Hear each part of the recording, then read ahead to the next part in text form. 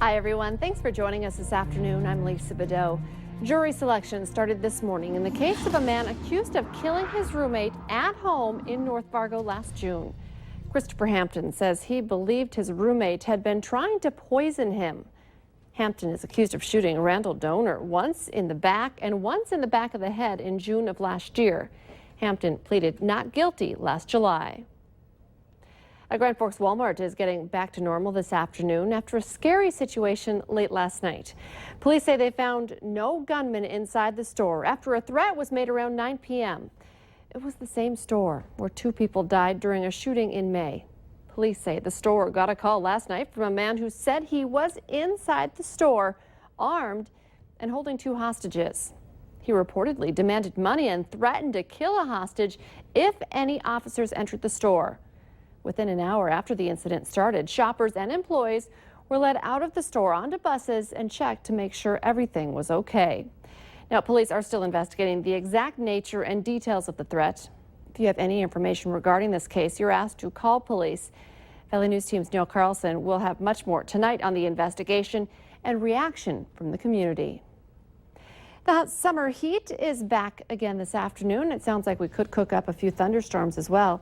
Let's check in with meteorologist Robert Hahn to see what we can expect. Yeah, and yesterday we cooked up quite a few thunderstorms, and many of those were strong and severe. Numerous reports of hail, funnel clouds, and certainly some tornadoes, particularly down in Lakes Country as we went through the day yesterday. These are your storm reports as we went through the day. Dozens and dozens of reports, and again, numerous funnel clouds and hail reports. Also some wind damage reports and even several tornadoes. 4 unconfirmed tornadoes reported down in Lakes Country. National Weather Service will be doing surveys to determine the damage and strength of those tornadoes. Today, quieter. It's not quite as hot either. Temperatures right around 70 in Baudette and Bemidji, 72 Thief River Falls, 81 here in Fargo. Still kind of hot down in Sisseton though, 86 degrees there. A few clouds around underneath those clouds. We do have a few showers and maybe even a few thunderstorms beginning to pop on up, and we'll see that as we head through the afternoon and evening hours. Showers, thunderstorms will be developing. Not anticipating widespread severe weather, but 1 or 2 storms could be on the strong side as we head through the day today. Going to show you the first 2 days of that 7-day forecast today. Chance for some storms tomorrow, more storms, maybe even a touch of smoke and haze, and we'll take a look at the rest of that week's forecast as well as a look at next weekend coming up in just a few minutes. Thank you, Robert. People in Rothsay, Minnesota are being asked to conserve water after the storms that Robert's been talking about last night caused a lot of problems with the city's lift station.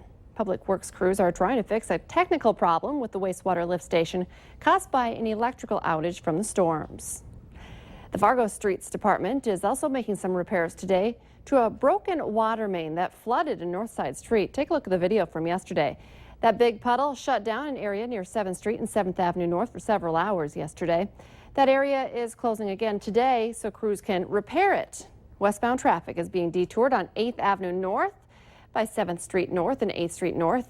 Eastbound traffic is being detoured on 6th Avenue North by going on 7th Street North and 8th Street North. The road is expected to reopen by the end of the day on Friday. Also, drivers on westbound Highway 10 in Glendon will run into some lane closures today. Crews will be cleaning and inspecting the storm sewer system. Some minor delays are possible. The work is expected to take about a week to complete. A small North Dakota town could be the new target of a white supremacist group looking to buy up land. White supremacist Craig Cobb has said that people in his church are buying land in Antler in central North Dakota. People there are meeting to talk about how to handle it and are getting input from people from Leith, the Grant County town Cobb attempted to take over in 2013. The 30 lots in Antler are owned by a private seller, so the city can't legally prevent any buyer from purchasing the land. Check the freezer. In our consumer alert, Barber Foods is recalling more than 1.7 million pounds of frozen stuffed chicken products that may be contaminated with salmonella. The USDA says at least 6 people in Minnesota and Wisconsin got sick after eating the products. The recall of 58,000 pounds of Barber chicken products was first announced on July 2nd. It has now expanded because more cases of illness were reported. The recall involves frozen, stuffed, raw chicken packaged in 6 individual pouches per box in several different varieties. To see a detailed list and get more information, just head to our website, valleynewslive.com, and click on this story. Wisconsin Governor Scott Walker tweeted it this morning. He's in the race for the presidency in 2016.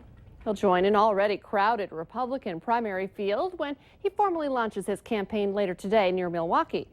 He signed his state's budget yesterday, something he'd said he'd wanted to finish before announcing his candidacy for the Republican nomination. Walker is the 15th Republican to enter the race for the White House.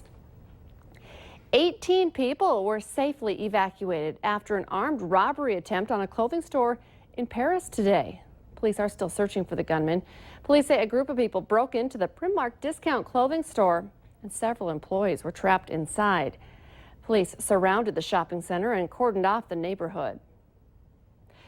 This weekend's Wheelmobile event at Shields Arena was a big success. Look at those dance moves. Thanks to all of you, our great KX4 viewers, for coming out. Thousands of people showed up both Saturday and Sunday to show off their many talents and to choose their letters in hopes of becoming a real contestant on the Wheel of Fortune.